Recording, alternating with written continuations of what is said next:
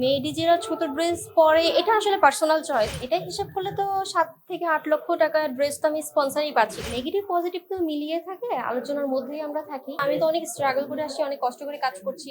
এখনো দেখবেন যে আমি অনেক কষ্ট করে কাজ করছি। কিছুদিন আগে আমি অ্যাক্সিডেন্ট করেছিলাম। ওই ভাঙা হাত নিয়ে কিন্তু আমি শো করে এসেছি। পরপর ইভেন্ট গুলো ছিল, ওগুলো করেছি। কিছুদিন গ্যাপ দিয়েছিলাম, তারপর আবার কাজ করেছি। তো অনেকেই মনে করে যে অ্যাওয়ার্ড গুলো টাকা দিয়ে কেনা বা আমাদের সাথে অন্য লেভেলের কোনো সম্পর্ক আছে, বাট না।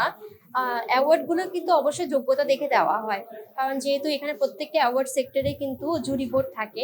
জুরি বোর্ডের মেম্বার্সরা সবাই মিলেই কিন্তু একসাথে ডিসিশনটা নেয়। তো ডিসিশনের মাধ্যমে কিন্তু প্রত্যেকটা জুরি বোর্ড থেকে আমাকে মনোনীত করা হয়েছে। নেগেটিভ পজিটিভ তো মিলিয়ে থাকে, আলোচনার মধ্যেই আমরা থাকি। তো দেখা যায় অনেক সময় অনেক নিউজের টাইটেলের কারণে নেগেটিভ মন্তব্যটা বেশি আছে। আর যেহেতু আমরা ডিজে, অনেকে মনে করে কি ডিজে মানি হচ্ছে নোংরামোটা থাকে, বাট না, ডিজে মানিটাই নোংরামো না।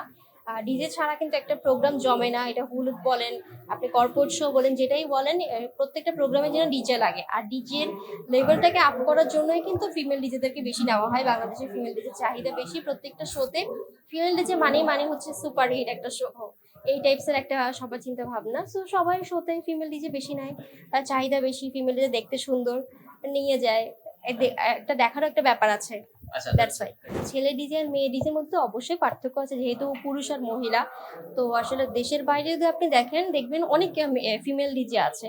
তো ওই ট্রেন্ডিংটা ফলো করে কিন্তু বাংলাদেশে এখন ফিমেল ডিজেদের চাহিদা অনেক বেশি বেড়েছে। কর্পোরেট শো মানেই ফিমেল ডিজে, মেল ডিজেদের যদি ডিমান্ড থাকে, ডিমান্ডটা হচ্ছে লাইক আমরা যে এরকম অ্যাওয়ার্ড শো গুলোতে আমরা যখন ডিজে প্লে করি, আমরা কিন্তু ব্যাকগ্রাউন্ড মিউজিকটা দেই। আমরা কিন্তু স্টেজের পেছনে থাকি, আমরা অন ক্যামেরায় থাকি না। তো মেল ডিজেরা আজকাল যে শো গুলা করছে, মোস্ট অফ শো দেখা যাচ্ছে হচ্ছে ব্যাকগ্রাউন্ডের শো গুলাই তারা বেশি করছে। আমরাই শুধু ফেস টু ফেস শো গুলা বেশি করি। আর ফিমেল ডিজে মানে হচ্ছে একটা অ্যাট্রাকশন, একটা শোতে নতুন একটা মাত্রা দেয় female DJ. That's why female ডিজেটাকে বেশি নেয়। দুর্ঘটনা তো থাকেই, এটা আমিও অনেক সময় বলেছি, অনেক ইন্টারভিউতে বলেছি, অনেক দুর্ঘটনা আমিও ফেস করেছি। আর হচ্ছে মেয়ে ডিজেরা ছোট ড্রেস পরে এটা আসলে পার্সোনাল চয়েস। অনেক ডিজে দেখবেন বোরকা টাইপসের অনেক লং গাউন পরেও শো করছে। ইভেন আমিও অনেক কিন্তু লং ড্রেস পরে শো করি। এখন যেহেতু আমি এখন একটা গায়ে হলুদের প্রোগ্রামে যাব, অ্যাওয়ার্ডটা শেষ করে, অ্যাওয়ার্ড প্রোগ্রাম অলরেডি শেষ, আমি এখন চলে যাব। তো গায়ে হলুদের প্রোগ্রামে কিন্তু অবশ্যই আমি লং ড্রেস ছাড়া পরবো না, আমি কিন্তু ছোট ড্রেস পরবো না। সো কর্পোরেট শো তো দেখা যায় কি ছোট ড্রেস আমাদের পরা লাগে, কারণ একটা বাইরের একটা কালচার যদি আমি ট্রেন্ডিং ফলো করি, তাহলে বোল্ড ড্রেস বা ওয়েস্টার্ন ড্রেস ইটস নর্মাল, এই জন্য আমাদের পরা হয় বেশি। আমার কিন্তু যাত্রাটা শুরু হয়েছিল নাচ দিয়ে, নাচের পরে মডেলিং, তারপর কিন্তু আমি বেশ কিছু নাটক করেছি। কিন্তু আমার পড়াশোনার কারণে আমার কিছু বছর গ্যাপ গিয়েছে, আমি গ্যাপ দিয়েছিলাম মিডিয়াতে। এখন আবার নতুন করে মিডিয়াতে ফেরত এসেছি, কাজ করছি টুকটাক। আর বড় পর্দার যে ব্যাপারটা, ওটা আমি আরো অভিজ্ঞ হব, আরো পারফেক্ট হব, তারপর আমি বড় পর্দায় কাজ করবো। আপাতত ছোট পর্দায় কাজ করছি, এখানেই কাজ করব। আর যে নায়কের কথা বলছেন, বাংলাদেশে একজনই আছে এখন সুপারস্টার, সেটা হচ্ছে সাকিব খান। হয়তো সাকিব খান ভাইয়ের সাথে কোনো ভালো মুভির অফার পেলে, গল্প যদি ভালো থাকে, অবশ্যই কাজ করব। এটা হিসাব করলে তো ৭ থেকে ৮ লক্ষ টাকার ড্রেস তো আমি স্পন্সরই পাচ্ছি, কারণ আমি যে ড্রেসটা পরে আছি এটাও প্লাস ২ লক্ষ প্লাস একটা প্রাইজের ড্রেস।